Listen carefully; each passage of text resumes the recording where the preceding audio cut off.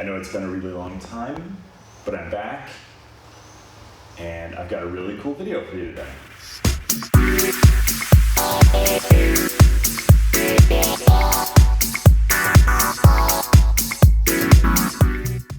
The Arylic Up2Stream Pro takes any line level signal and essentially makes it wireless. So we've got a 3.5 millimeter line in headphone jack, we've got USB input here, there's an Ethernet port, we've got Wi-Fi, Bluetooth, DNLA, and even AirPlay built right into this board. So let me go through the hardware and then we'll get into the software. And finally, I'll wrap up with my recommendation about whether or not I think this board is worth the $50 price tag. The hardware. This board is incredibly well put together. I will have to say that. The solder points alone look precision machined. I mean, everything is perfectly in alignment. Some thought really went into designing the layout of this board. And I'm no expert in the different chips that are on here, but it's clear that they upgraded the components from the capacitors even to the pulse audio chip. I think it's a DAC there. But we've got this add-on board that has soldered on pins going into these headers here. It says link to play. We've got some text on here. I'm not sure who Rakowit is, but they designed the board. Good job, Rakowit. It's also got all of the inputs and outputs clearly labeled in English.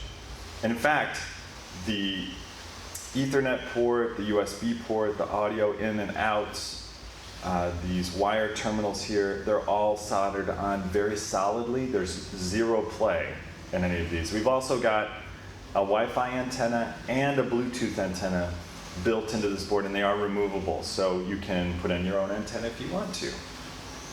We've got some breakout pins here as well, and we've got 4 LEDs to indicate pairing. It also has I2S and an IR sensor, so if you wanted to pair this with a remote, you could do that as well. So I've got to say that they get an A+ in terms of build quality here. That alone makes this board, I mean, arguably worth the $50 price of admission. It's really, really well put together. And they've got some mounting holes here as well, so if you want to attach this to any project, you can easily do so through the PCB. Now, I do want to give a special mention to Arylic's customer service. They were incredibly responsive when I sent questions via email, and it's clear that they have some folks there who can speak and write English quite well. And this is not meant to be an insult to any audio manufacturers out there who maybe don't have as easy a time communicating with their customers internationally. It's difficult sometimes to get the information that you need if there is a language barrier, and they've taken the time to make sure they have someone on staff that can communicate clearly in English, especially since they do the bulk of their selling on Amazon. So customer service, A+. Build quality, A+, without a doubt. Now let's talk about the software. And this is where I think there is some room for improvement. When I first tried to pair my phone with this device, I discovered that not only did it have to be attached to the same Wi-Fi network as my phone, but it also doesn't support mesh networking. So I was unable to connect this up. I went through all kinds of jumping through hoops to try and get the signal going on this. So I feel like that's a big area of improvement, and I hope that Arylic addresses this in the next iteration or maybe with a firmware update. The software interface on the app also leaves a lot to be desired. I think it's obviously home built. I don't feel like it has the polish of some other interfaces, like if you were to use a Sonos or a Spotify app. And speaking of Spotify, this does integrate directly with Spotify, but a lot of the features are blocked unless you have Spotify Premium. And because the focus was so much on Spotify, it doesn't have the integration with other streaming music services that I'd like.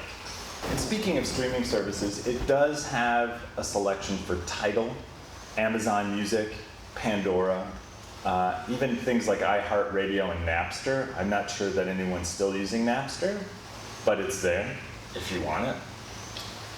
Anything stored locally on your device, on your phone in particular, can play directly on here. They have some Chinese language audio sources, radio stations, audiobooks, podcasts, etc. available through the software on this board.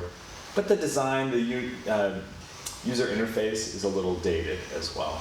We've got EQ settings in the software as well as the sleep timer for those of you who need music to fall asleep. I didn't have any trouble navigating the menus to find what I was looking for, which is not all that common in consumer electronics. Samsung, I'm looking at you. Now, this board is going to be great for the DIY community.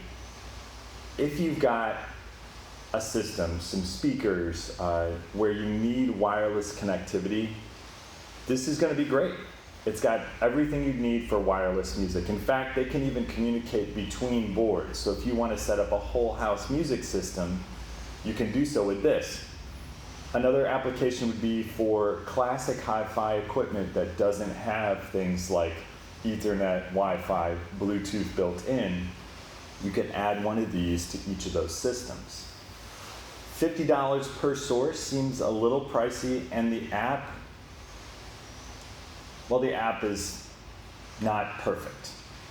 I would definitely like to be able to connect to these devices with other apps. But honestly, for all that this board offers hardware-wise and audio quality-wise, it's tough to pass up. I just don't know if I have applications for that. When you can get amplifiers with Bluetooth built in for about the same price or less on Amazon, it becomes a less compelling purchase.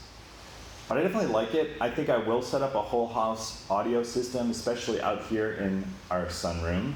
Maybe outdoor audio as well would be great to connect to wirelessly, especially if I pick up some classic hi-fi equipment. I'm going to add one of these to each unit that I set up. So bottom line, is it worth the price? Yeah, for those situations, I would absolutely recommend this board. But if you're used to using things like a Sonos, a Google Home Max or Apple iHome speaker system, they have much of that functionality already built in, and their apps are a little bit nicer. But for the DIYer, definitely recommend this for those types of applications. Listen, thank you so much for watching. If you like this video, give it a thumbs up, hit the subscribe button, hit the little bell if you'd like to. I'm back on the case now. I'm going to be releasing content at a much more rapid pace, but thank you for sticking with me. Thank you to the new subscribers that have subscribed to my channel. It makes it all possible. My father-in-law always said, from tiny acorns, mighty oaks grow. And I feel like I'm starting to build a following on this channel, and I owe it to you.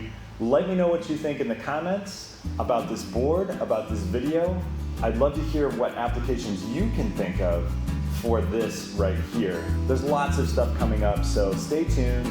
Thanks so much again. Have a great day, and I'll see you in the next one.